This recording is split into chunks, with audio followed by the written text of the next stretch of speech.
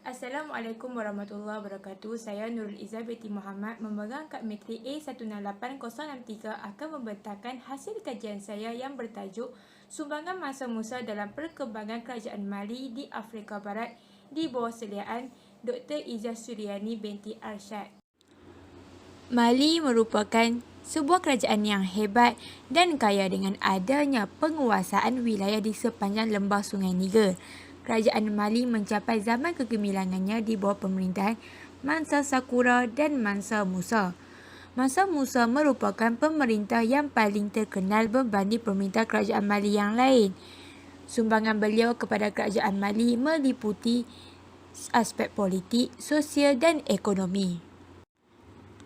Penyataan masalah bagi kajian ini diambil daripada artikel yang ditulis oleh Abouti.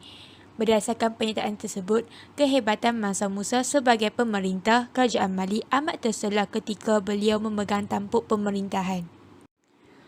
Objektif bagi kajian ini yang pertama ialah mengkaji kemunculan dan perkembangan kerajaan Mali. Kedua, mengkaji biografi Mansa Musa dan yang ketiga adalah menganalisis sumbangan Mansa Musa dalam perkembangan pemerintahan kerajaan Mali. Metod yang digunakan dalam kajian ini ialah kajian kualitatif menerusi kajian sejarah dan analisis kandungan.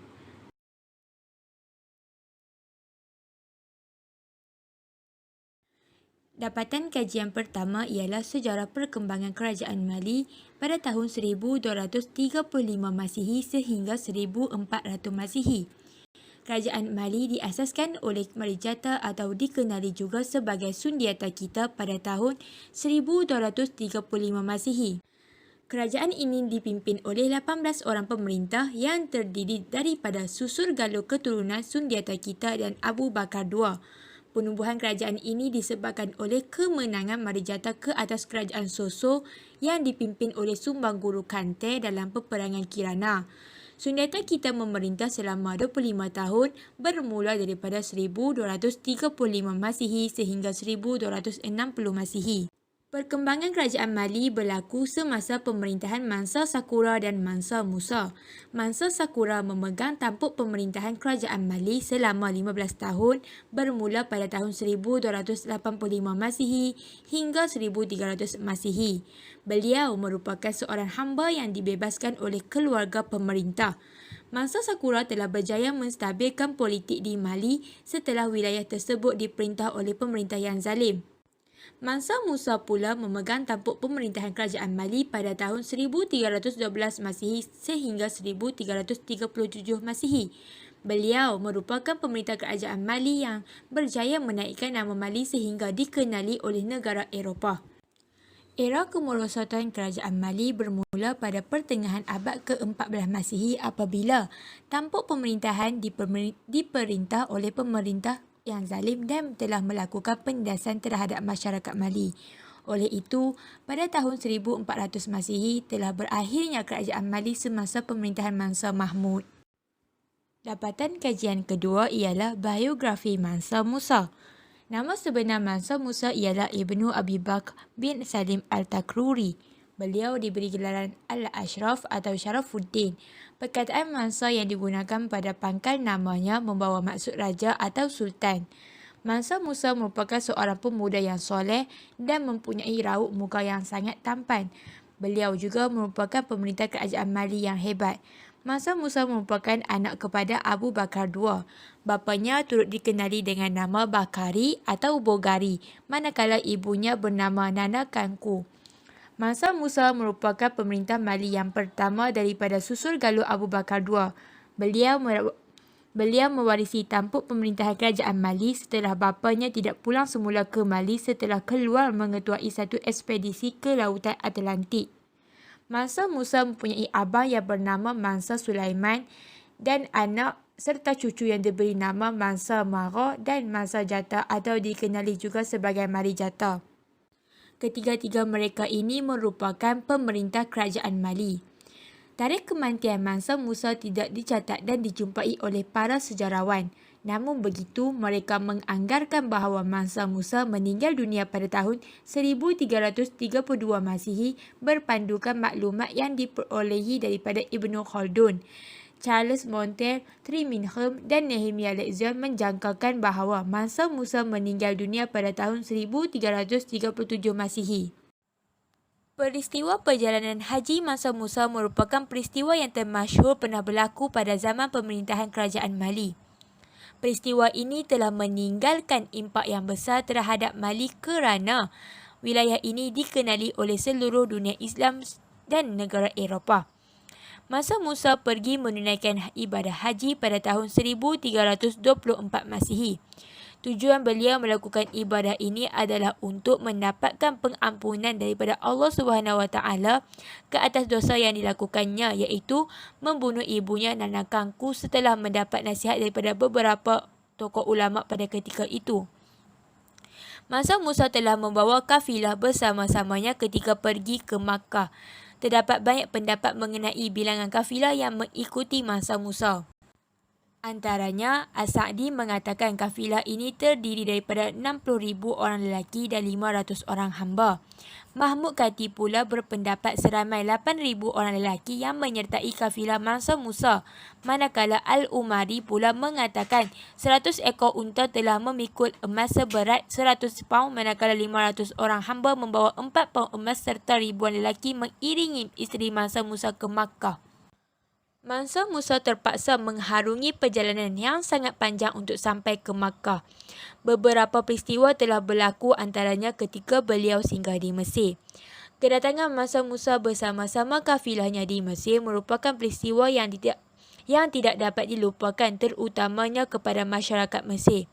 Beliau membawa sejumlah besar emas bersamanya dan bermurah hati untuk memberinya sebagai hadiah kepada Sultan, para pegawai dan orang ternama di Mesir.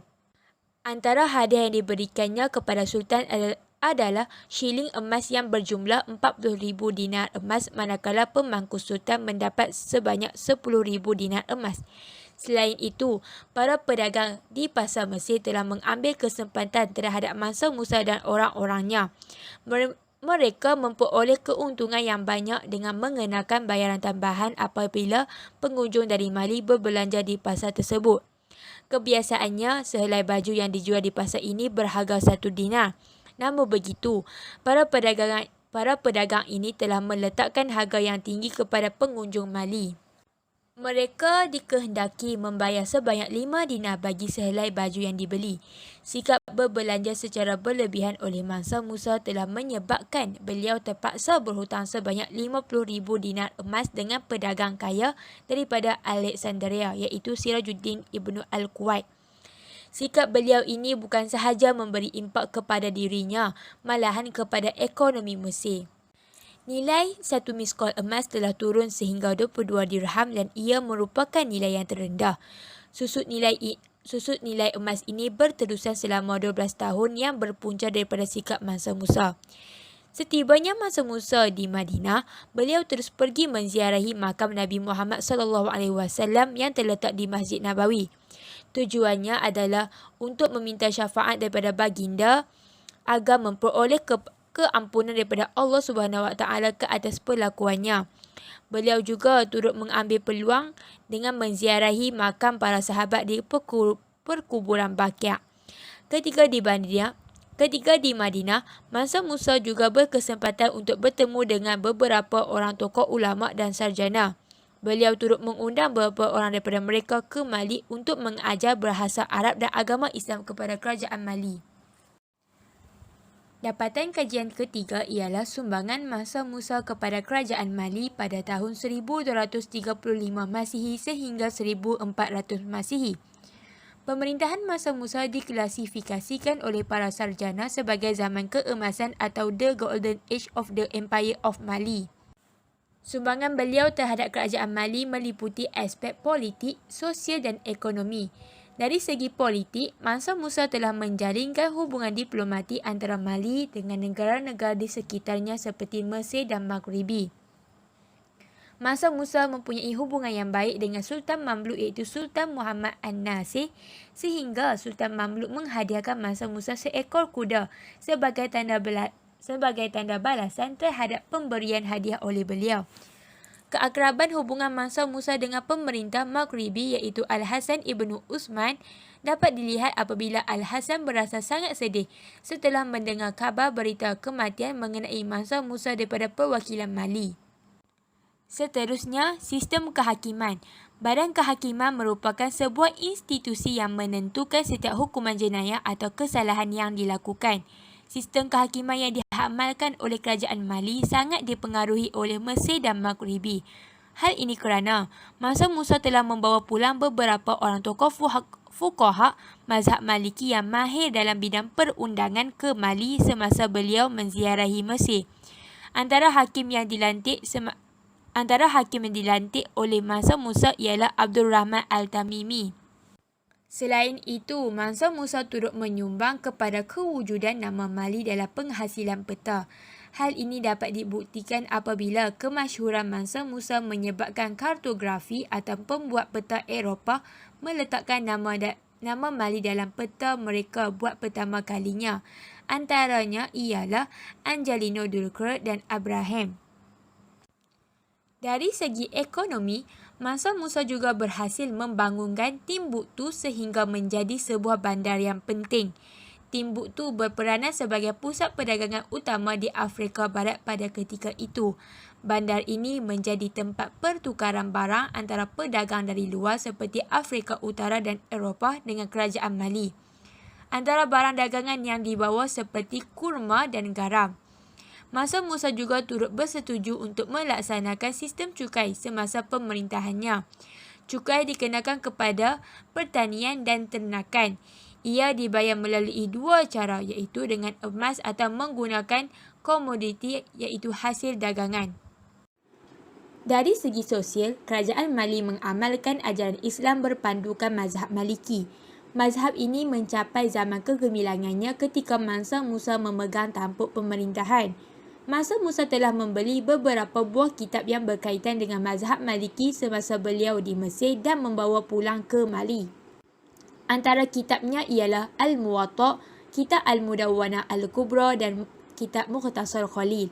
Seterusnya, Mansur Musa juga telah menyumbang kepada gerakan ilmuwan di Mali. Peristiwa Haji Mansur Musa telah memberi kesan kepada gerakan ilmuwan ini. Hal ini kerana ia telah menarik minat beberapa orang tokoh ulama dan golongan cendekiawan untuk datang ke Mali bertujuan untuk menimba ilmu daripada majlis-majlis ilmu yang diadakan. Antaranya ialah Al-Alim Umar bin Ali dan Al-Alim Abu Bakar bin Qasim. Akhir sekali, Mansur Musa juga turut memberi sumbangan dalam seni bina di Mali. Antara binaan yang dibina adalah Masjid Goa, Masjid Jinggarabe, Masjid Sankore dan Istana. Kesemua binaan ini dibina dengan dibantu oleh Abu Ishaq Al-Sahili. Beliau merupakan seorang penyair di Andalus dan menukar profesinya kepada arkitek semasa berada di Mali. Kerajaan Mali merupakan salah sebuah kerajaan yang mencapai zaman kegemilangan pada era pertengahan di Afrika Barat. Kerajaan ini diasaskan oleh Sundiata Kita atau Marijata pada abad ke-13 Masihi. Ia mula terkenal setelah sekembalinya Mansur Musa daripada menunaikan haji pada tahun 1384 Masihi.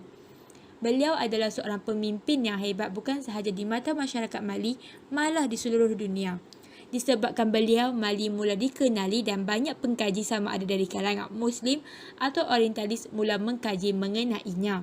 Kehebatan beliau memimpin kerajaan ini menjadi teka-teki kepada para pengkaji.